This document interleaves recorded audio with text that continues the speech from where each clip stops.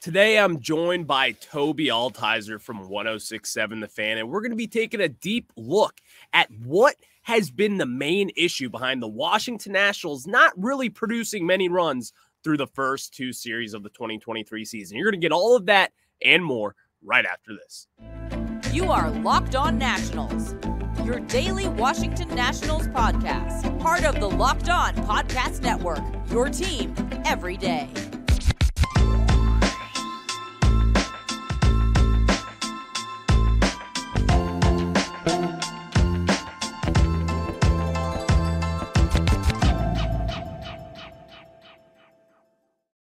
And thank you for making Locked On Nationals your first listen every day, as we are free and available wherever you get your podcasts. I'm your host, Ryan Clary, and I have taken my passion for this team into podcast form here with the Locked On Podcast Network, where you get your team every single day. And right now, we're going to get into it with Tobi Altizer from 106.7 The Fan. You can hear him on The Fan just about any day of the week, as schedules and radio are pretty wacky. Tobi, what's going on, man?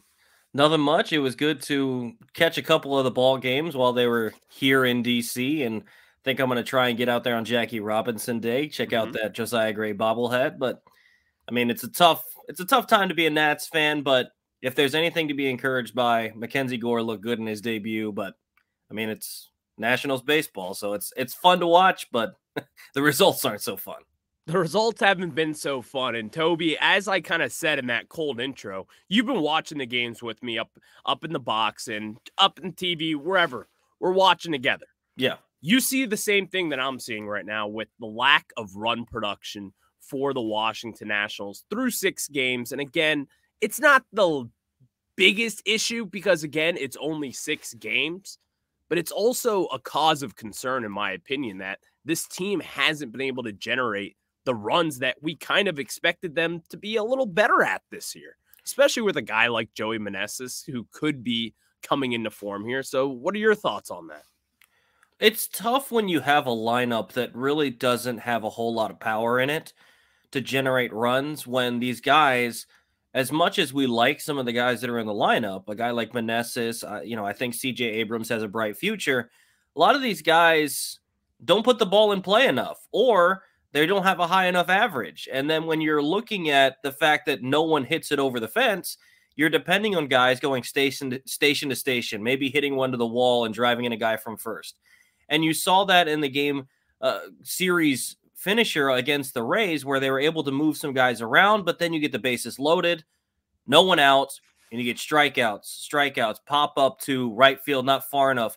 Victor Robles has been encouraging this season by what he's done, but he comes up in probably the biggest at-bat so far this season for him, and he's 3-1, and he pops it up to right field, isn't able to drive a guy in. CJ Abrams comes up in a really big spot after having a couple good at-bats the previous games, and just looked completely overmatched and didn't stand a chance against Shane McClanahan's fastball. But those are the things that are a little discouraging for me when you look at guys that you expect to at least be able to do a little bit of something. Like, I'm not expecting CJ Abrams to come up and hit a grand slam. He's not at that point in his career yet. Or I'm not even expecting him to drive something in the gap and get a double and clear the bases.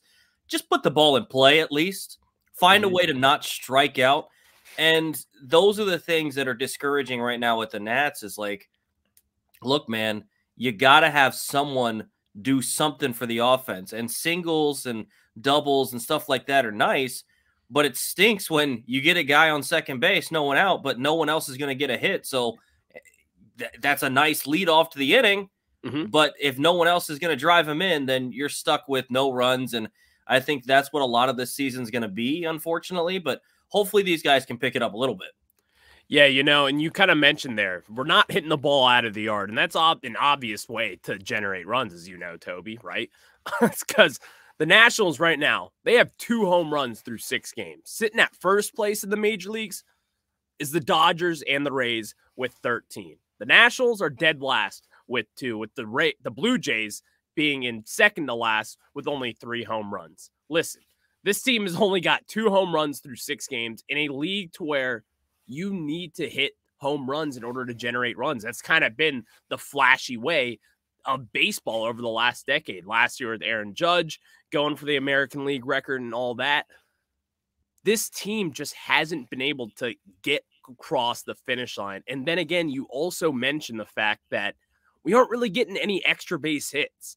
And, and especially when looking at it from this year, we all thought that stealing bases was going to be a necessity because all these new rules, it's going to be tough for catchers to even defend that. You can only throw back on a runner twice per at bat. And the Nationals only have one stolen base this year. I mean, that is really bad there's teams in baseball who have way more than that. They're already well into the double digits. The Nationals are dead last with a couple other teams sitting with one stolen base. So I think in that, looking at it from this perspective, with all the new rules, I think that the Nationals will be able to generate more runs. They're just going to need to be more savvy and getting extra base hits and also stealing bases. That is a key part to these new rules. You can have the ability to have a guy have a 30-30 year, like a Ronald Acuna who does that seamlessly every year, feels like. So that is more important than ever, in my opinion, right now. What do you think about that? Well, and I think that base runners are going to be so important for this baseball team. One, it puts pressure on the pitcher. He's no longer able to just be comfortable coming out of the windup. He's going to have to pitch out of the stretch. He does have to worry at least a little bit of the runner on base. And the Nationals have tried to steal some bases, but like you said, only stolen one. So caught stealing isn't going to be an acceptable thing for this Nationals team. We're getting picked off. Those sort of things can't happen this year because runs are going to be at a premium. And you're going to need these guys to find ways when guys are on base to move them up, whether it's just playing small ball, a guy hits a double to lead off an inning, find a way to hit it to the right side, move them over to third base, find a way to scratch across one run. Those are the kind of things you have to figure out. Situations like we saw where you have the bases loaded and no one out. You'd love to see 3 and 4 runs come across there. With this Nationals team, I need to see at least one, and we didn't see that the other day. And those are the sort of situations where you got to find a way to put the ball in play.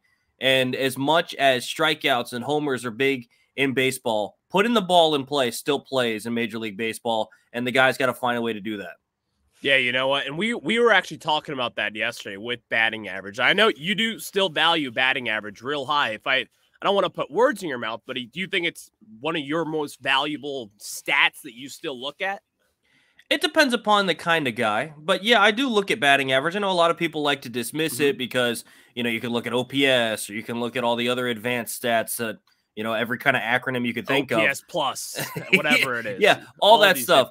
And maybe that gives you a better understanding, but plain and simple, and I've talked about this before, not on this podcast, but plenty of times, is as much as you want to dismiss batting average, it's the simplest stat in all of sports that makes sense. How many times do you come to the plate and how many times do you get a hit? That's what I want to know. That's the simplest stat in all of sports, and I think it's still a good one. Maybe it was overvalued in the past, and it's something that we're learning now. Hey, a slugger only hits 240. That's okay. I get that. But at the same point, for a team like the Nationals that they're not going to hit the ball out of the ballpark all that often, I think batting average might be a little more important because you need to string a couple of hits together to score a run. That's actually a really interesting point because I do, I don't dismiss batting average. I still value it, but I value it for certain players. So a guy like CJ Abrams, I look at his batting average. I'm like, yeah, I want him to be a high hit average because again, when this guy puts the ball in play, his big talent is what he does on the base path. He can extend a single into a double if that ball hits the green grass in the outfield. That's the kind of player that he is. So looking at it from that perspective, it's actually really easy to say and be like, hey, I'd prefer a high batting average for CJ Abrams rather than a higher slugging percentage because, as I did say, I do still believe that slugging and getting extra base hits and hitting for power will get you the furthest as far as winning games and being more productive at the plate. But also by a player-by-player basis, looking at it from a batting average perspective, guys like a CJ Abrams or even a Luis Garcia, I think those are two guys right there who I just want to see get hits, get them on the base path, and even Victor Robles, because they are speedy guys. They can steal bags. And again, that's kind of what they are, a plus hit tool kind of guy. Victor Robles, a little bit beyond that stage, but at one point in his career, that's what he was expected to be. Well, and a credit to the Nationals, I think part of what they wanted in this season coming in is they wanted a better approach at the plate, and they wanted to be selective on what they've swung at, which at times in the past has not been the case. I think they've done that for the most part early in the season because you've seen guys draw a lot of walks, and I think that's a good sign. Again, the issue is a guy draws a walk, you need to still have someone drive him in, and that's the part that they're lacking.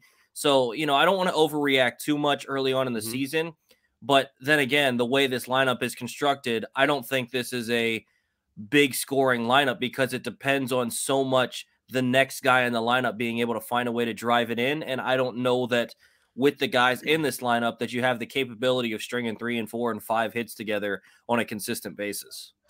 Those are great points, Toby. And again, we're going to get a little deeper into this, but I also want to talk about some of the managerial decisions from Davey Martinez, as we saw a pretty bad blown save the other night by Kyle Finnegan. And I think there's a lot of talk about there. I think there's still meat on that bone that we can discuss a few days out. But before we get into that, I have to tell you guys about our new friends from eBay Motors. And guys, for a championship team, it's all about making sure every player is a perfect fit.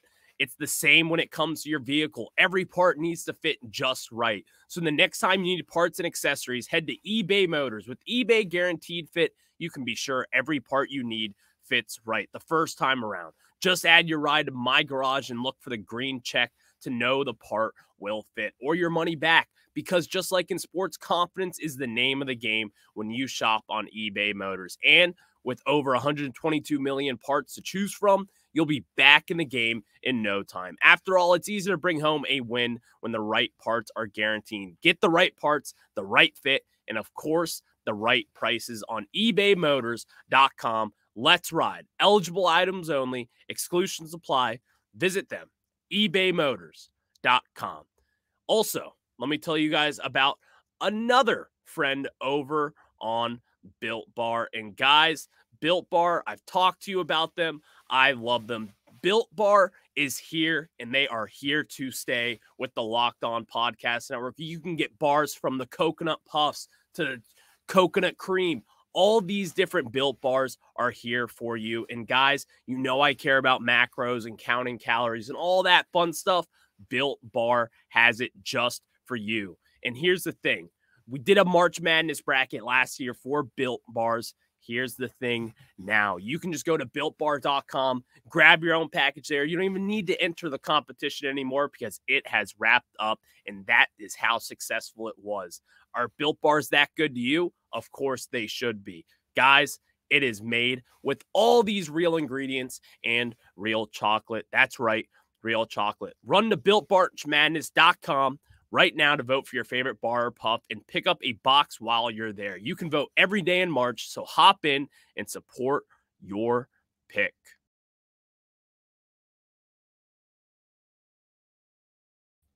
And now we get back into it with Tobi Altizer from 106.7 The Fan. And Toby, as we were kind of saying there, Kyle Finnegan in Game 2 of the Rays series.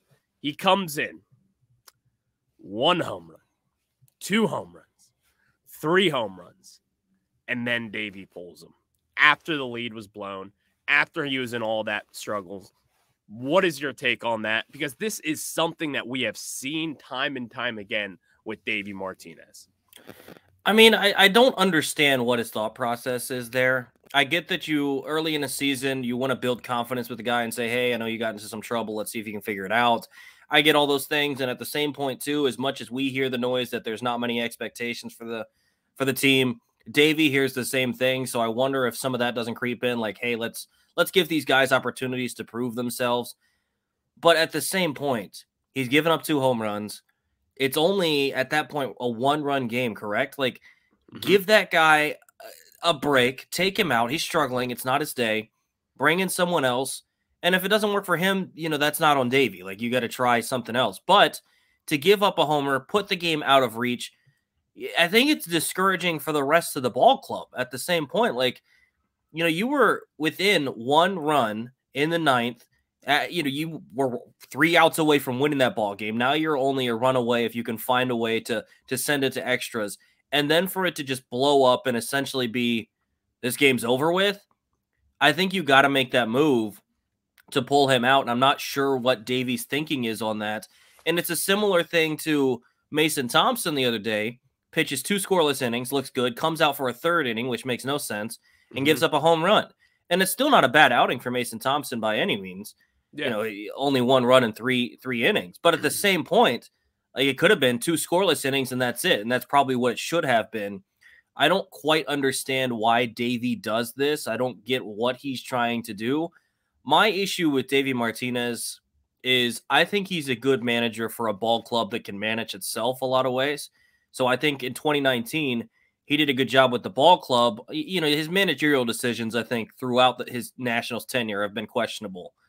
Yeah. But I think what he did in 2019 is you got a ball club that is really good for, in a lot of ways, can figure itself out, especially with the lineup. The pitching staff was a little questionable with the bullpen, but he was able to keep them encouraged. That's why you saw them turn things around. Another manager might lose the clubhouse when they start 19-31. That might be the case. But Davey, that's not him.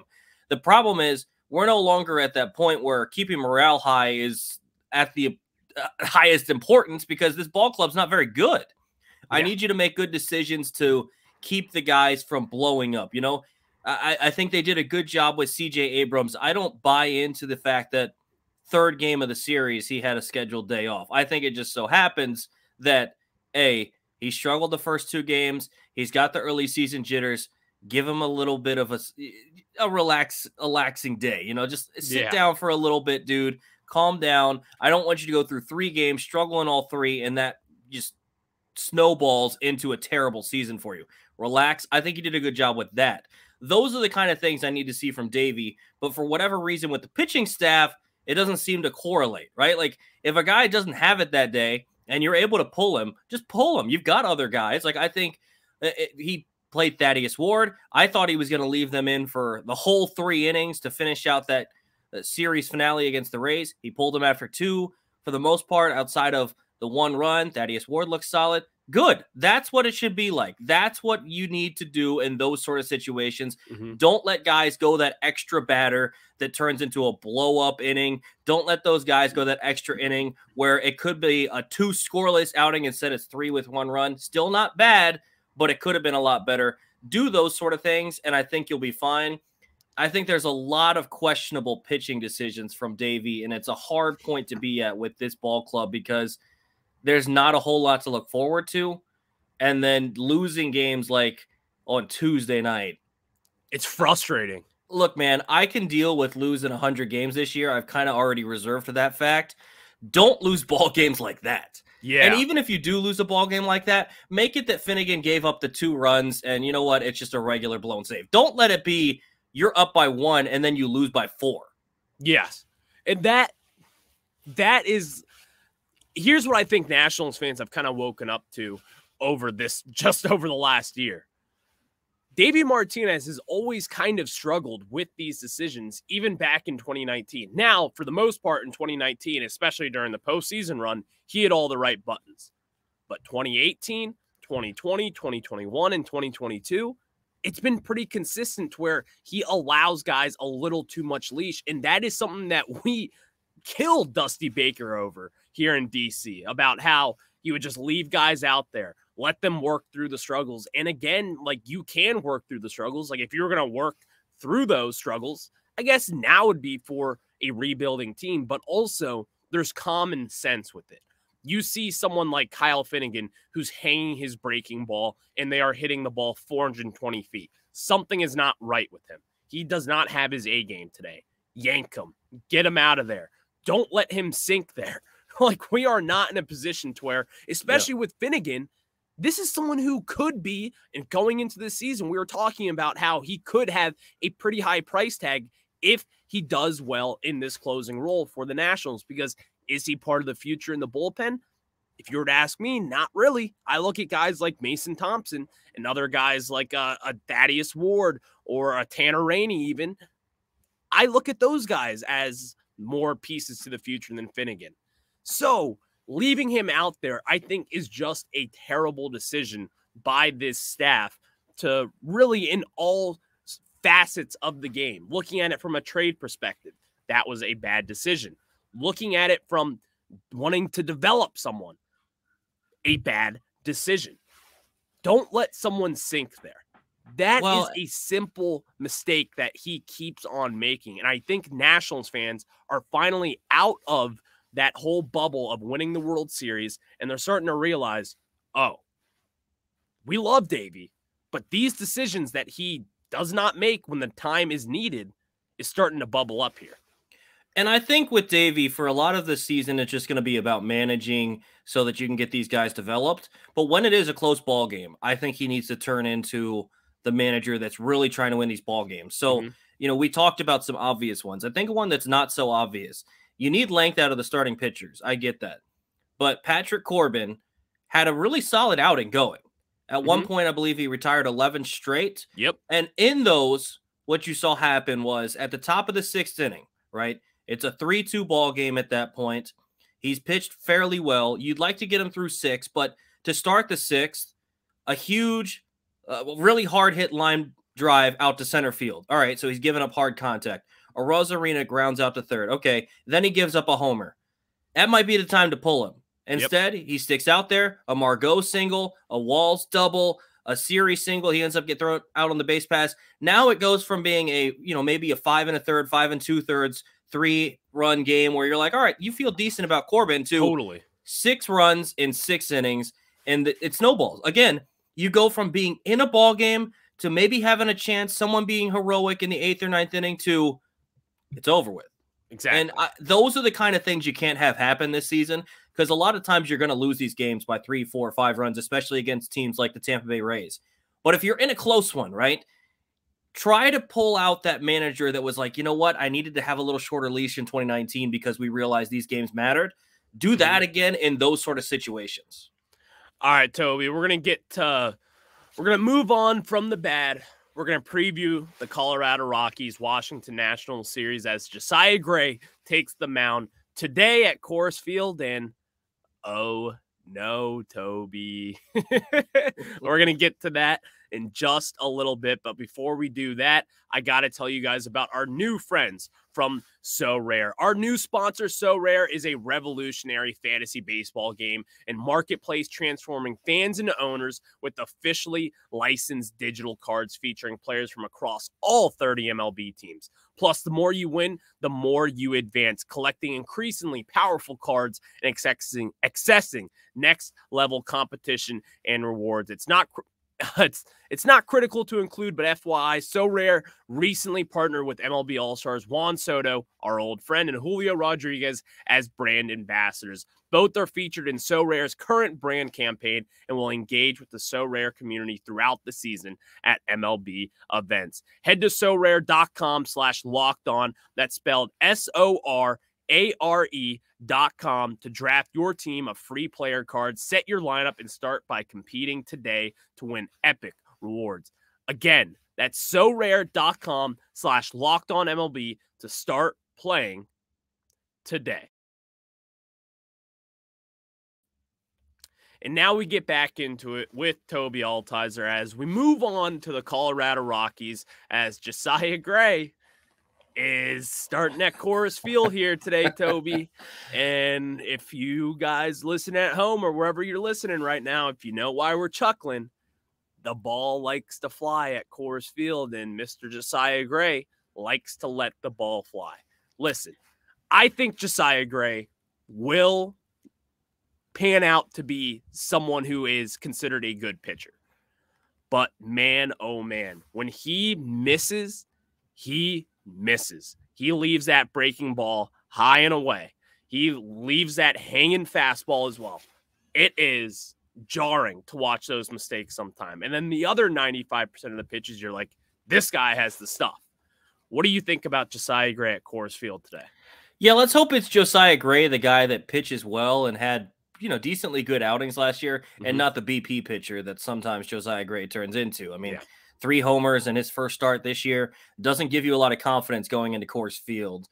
I think I do believe, like you said, that Josiah Gray can become someone that will be a mainstay in this rotation for a while, even on a contending ball club.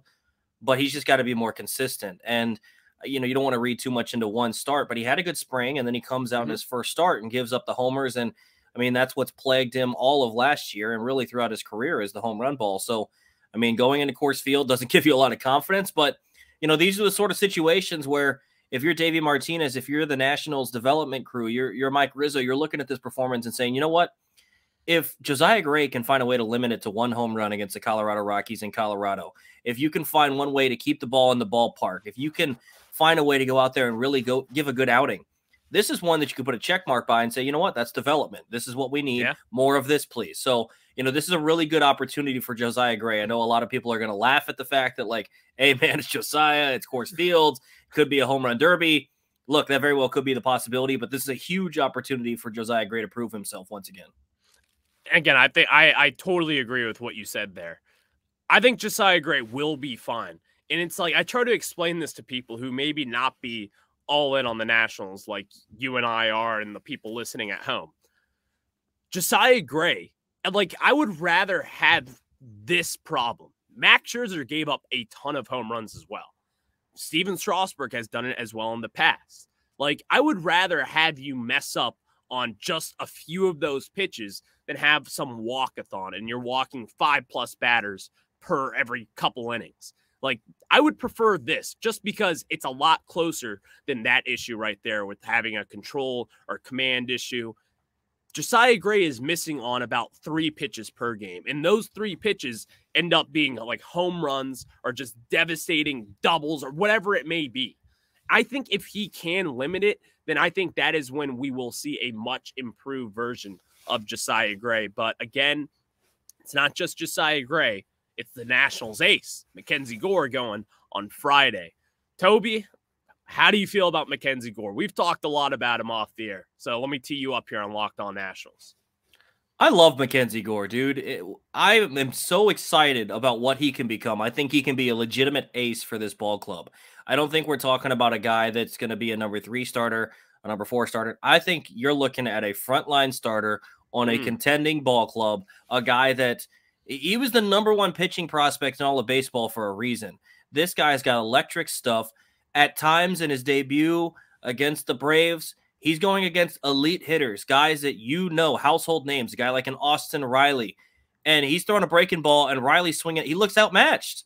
I'm not saying that he's better than them right now, but I think once you get that consistency with Gore, you keep him in the strike zone, you don't have the walks like he did in the debut, you get him developed, and he learns how to be a big league pitcher. I think you can see this guy being in the conversation as one of the better pitchers in all of Major League Baseball.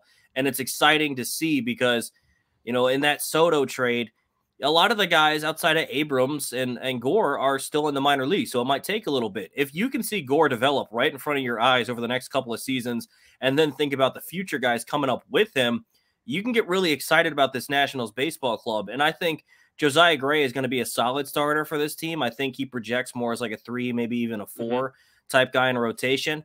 Again, I think Mackenzie Gore projects as a frontline guy, a 1 or a 2, more along the lines of the guys you're used to seeing wearing the curly W, like a Scherzer, like a Strasburg. Now, I hope he can get to that level because obviously that was a World Series level, a Cy Young level. Oh, yeah. I really hope that he can get there. But even if he doesn't, he's just a step back. I mean, we got spoiled with those guys pitching in D.C. for a while. I think he's going to be a stud. Well, Tobi, it's always fun catching up with you, and I've talked a lot about Mackenzie Gore, and God, I love him, as you know. So thank you guys for making Locked On Nationals your first listen. Now for your second listen, check out Locked On Fantasy Baseball and win your league by listening to Matt and Dom every day as they bring you the best fantasy draft strategies. Find Locked On Fantasy Baseball wherever you get your podcasts and on YouTube. It's part of the Locked On Podcast Network where you get your team every single day. Well, Tobi, that'll do it for us today. The Nationals take on the Rockies in a 4-game series up in Denver, Colorado. We will see you guys on the flip side, and go Nationals.